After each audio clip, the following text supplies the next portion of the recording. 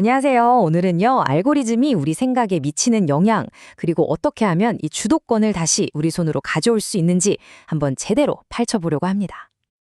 아니, 이런 경험 다들 한 번쯤은 있으시죠? 어제 친구랑 잠깐 얘기했던 그 성품 광고가 바로 다음날 SNS에 딱 뜨고 내가 뭘 좋아할지 어떻게 알았는지 귀신같이 영상을 추천해줄 때 말이에요. 가끔은 좀 소름 돋을 때도 있잖아요. 사실 이게 뭐 마법 같은 게 아니고요. 바로 기술입니다. 우리가 알아채지도 못하는 사이에 이 알고리즘이라는 게 우리 대신 정말 수많은 결정을 내리고 있거든요. 자, 지금부터 그 베일을 한번 걷어보겠습니다. 자, 이 현상을 제대로 이해하려면 그 커튼 뒤에 있는 엔진, 바로 AI가 어떻게 돌아가는지를 알아야겠죠? 우리가 매일 보는 그 추천 영상들, 그 정보들, 도대체 어떻게 만들어지는 걸까요? 그 핵심에 바로 거대 언어 모델, 우리가 LLM이라고 부르는 게 있습니다. 근데 여기서 진짜 재밌는 사실이 뭔지 아세요? 이 LLM이라는 게 글의 의미를 진짜로 이해하는 게 아니라는 거예요. 이건 뭐랄까, 다음에 올 단어가 뭘지 확률적으로 때려 맞추는 엄청나게 정교한 통계 게임 같은 거죠. 자, 어떻게 돌아가는지 한번 볼까요? 예를 들어서 제가 바다 파도 소리를 들으니 마음이 이렇게 입력을 해요. 그럼 LLM은 그동안 학습한 수많은 데이터를 싹 뒤져서 이 다음에 올 가장 그럴듯한 단어, 그러니까 편안해졌다 같은 단어를 딱 예측해서 문장을 완성해 주는 겁니다. 간단하죠? 바로 이 지점에서 엄청난 차이가 생기는 거예요. LLM은 어디까지나 데이터를 기반으로 예측을 하는 거고요. 우리는 경험과 맥락을 통해서 진짜로 이해를 하잖아요. 이게 바로 AI와 인간의 근본적인 차이라고 할 수 있습니다. 이렇게 예측에만 의존하다 보니까 LLM은 어쩔 수 없는 한계를 가질 수밖에 없어요. 의미를 모르니까 그냥 막 없는 사실을 지어내기도 하고요. 이걸 환각현상이라고 하죠. 또 복잡한 추론 같은 건 당연히 어렵고요. 그래서 제일 중요한 게 뭐냐면 AI가 내놓는 결과물은 절대 정답이 아니라 우리가 비판적으로 검토해야 할 초안 정도로 생각해야 한다는 겁니다. 이거 정말 중요해요. 절대 잊지 마세요. 자, 그럼 이런 AI의 작동 방식이 우리 현실 세계에서는 구체적으로 어떤 영향을 미치게 될까요? 이게 바로 우리가 흔히 말하는 정보 버블이라는 현상으로 이어지게 됩니다. 우선 필터 버블이라는 게 있는데요. 이건 말 그대로 기술이 만들어내는 현상이에요. 유튜브나 페이스북 같은 플랫폼 알고리즘이 제가 뭘 봤고 뭘 좋아했는지 기록을 싹 분석해서 아, 이 사람은 이런 걸 좋아하겠구나 하고 비슷한 컨텐츠만 계속 보여주는 거죠. 마치 나만을 위한 투명한 정보의 벽에 둘러싸이는 거라고 생각하시면 돼요. 그리고 그 버블 안에서 또 다른 현상이 일어나요. 이건 사회적인 현상인데 바로 에코 침버, 우리말로 하면 메아리방 같은 거예요. 비슷한 생각을 가진 사람들끼리만 모여서 네 말이 맞아, 내 말이 맞지 하면서 서로의 생각만 계속 증폭시키는 거죠.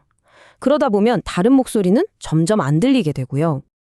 자, 그럼 이 둘의 차이를 딱 정리해 볼게요. 필터 버블은 알고리즘, 즉 기술이 만들어주는 환경이고요. 에코챔버는 그 환경 안에서 우리끼리 만들어가는 사회적인 현상인 거죠.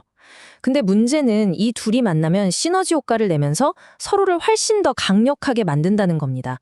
진짜 더 큰 문제는요, 이 기술이 인간의 아주 근본적인 본성, 바로 확증 편향을 제대로 저격한다는 점이에요. 원래 사람이라는 게 보고 싶은 것만 보고 믿고 싶은 것만 믿으려는 경향 있잖아요. 바로 그 성향에 알고리즘이 계속해서 기름을 붓는 격이죠. 이게 현실에서 얼마나 위험할 수 있는지 보여주는 아주 충격적인 데이터가 하나 있어요. 지금 보시는 이 그래프, 이게 스탠포드 대학 연구 결과인데요. 2016년 미국 대선 때 페이스북에서 가짜뉴스가 받은 좋아요나 공유 같은 반응이 주요 언론사 기사들보다 훨씬 정말 압도적으로 많았다는 거예요. 결국 더 자극적인 정보가 우리 눈길을 끌고 그 버블을 더 단단하게 만들어버리는 거죠. 근데 이런 에코 챔버가 비단 개인의 문제만은 아닙니다. 비즈니스에서는요, 이게 정말 치명적일 수 있어요. 자, 한번 상상해 보세요.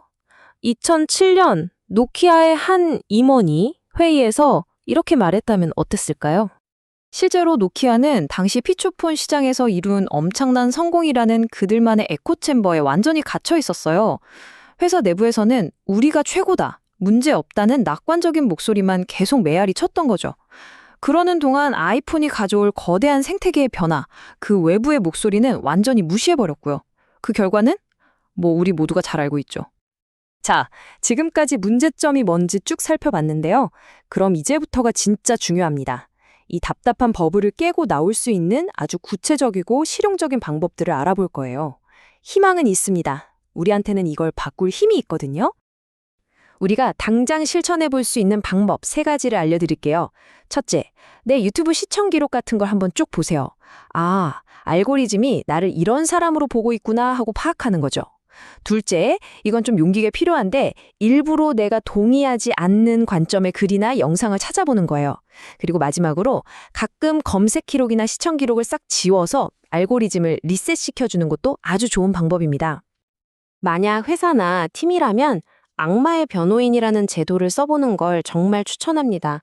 이게 뭐냐면 회의할 때 일부러 한 명한테 반대 의견만 내도록 역할을 주는 거예요. 이게 그냥 트집 잡으라는 게 아니라 우리 모두가 혹시 놓치고 있을지 모를 허점을 찾아내서 결정을 더 단단하게 만들려는 정말 똑똑한 전략이죠. 그리고 뭔가 중요한 결정을 내리기 전에 잠깐만 멈춰서 이 5가지 질문을 스스로한테 한번 던져보는 습관을 들여보세요. 이 간단한 체크리스트 하나만으로도 순간적인 감정에 휩쓸리는 걸 막고 훨씬 더 합리적인 결론을 내리는데 정말 큰 도움이 될 겁니다. 자, 이제 거의 다 왔습니다. 마지막으로 이 모든 복잡한 기술과 현상 앞에서 우리가 기댈 수 있는 가장 강력한 무기는 과연 무엇일까요? 앞으로 알고리즘은 상상 이상으로 더 발전하겠죠? 하지만 이거 하나만은 꼭 기억해 주세요. 그 어떤 대단한 기술도 우리 자신의 비판적 사고를 대신할 수는 없다는 걸요. 그냥 정보를 받아들이는 게 아니라 이게 왜 그러지? 이게 정말 사실일까? 하고 한 번 더 질문하는 태도. 그것이야말로 이 혼란스러운 시대를 살아가는 우리에게 가장 필요한 최고의 백신입니다. 오늘 제가 준비한 이야기는 여기까지입니다. 자, 오늘 여러분이 터뜨려 볼 수 있는 나만의 작은 버블은 무엇일까요? 이 질문을 한번 곱씹어 보면서 알고리즘 세상의 진정한 주인으로 거듭나는 첫걸음을 내디뎌 보시는 건 어떨까요? 감사합니다.